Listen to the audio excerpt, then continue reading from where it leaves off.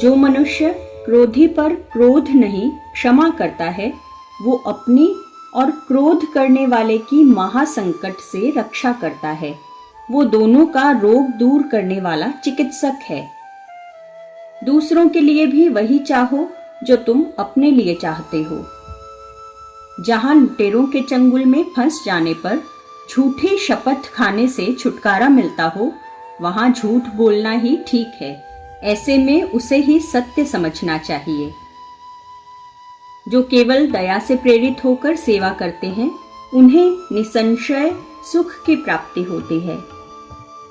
जिसने इच्छा का त्याग किया है, उसको घर छोड़ने की क्या आवश्यकता है, और जो इच्छा का बंधुआ मजदूर है, उसको वन में रहने से क्या लाभ हो सकता है। सच्चा त्यागी जहां रहे, वहीं वन और वहीं भवन कंदरा है। जिसके मन में संशय भरा हुआ है, उसके लिए न ये लोक है, न परलोक है, और न सुख ही है। जिसमें सत्य नहीं, वो धर्म नहीं, और जो कपटपूर्ण हो, वो सत्य नहीं है। जो मनुष्य अपनी निंदा सह लेता है, उसने मानो सारे जगत पर विजय प्राप्त कर ली। अभीष्ट फल की प्राप्ति हो या ना हो, विद्वान पुरुष उसके लिए शोक नहीं करता। अमृत और मृत्यु दोनों इसी शरीर में ही स्थित हैं। मनुष्य मोह से मृत्यु को और सत्य से अमृत को प्राप्त होता है। अत्यंत लोभी का धन तथा अधिक आसक्ति रखने वाले का काम, ये दोनों ही धर्म को हानि पहुंचाते हैं। अधिक बलवान तो वो ही होते हैं जिनके पास बुद्धि बल होता है। जिनमें केवल शारीरिक बल होता है, वो वास्तविक बलवान नहीं होते।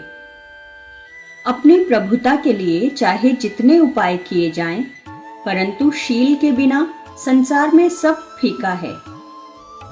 जो सज्जनता का अतिक्रमण करता है, उसकी आयु, संपत्ति, यश, धर्म, पुण्य, आशीष, श्रेय नष्ट हो जाते हैं।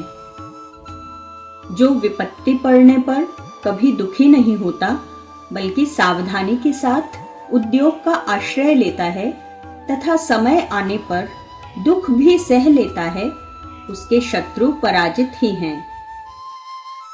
जो मनुष्य नाश होने वाले सब प्राणियों में समभाव से रहने वाले अविनाशी परमेश्वर को देखता है, वही सत्य को देखता है। जो मनुष्य न किसी से द्वेष करता है और न किसी चीज की उपेक्षा करता है, वो सदा ही सन्यासी समझने के योग्य है।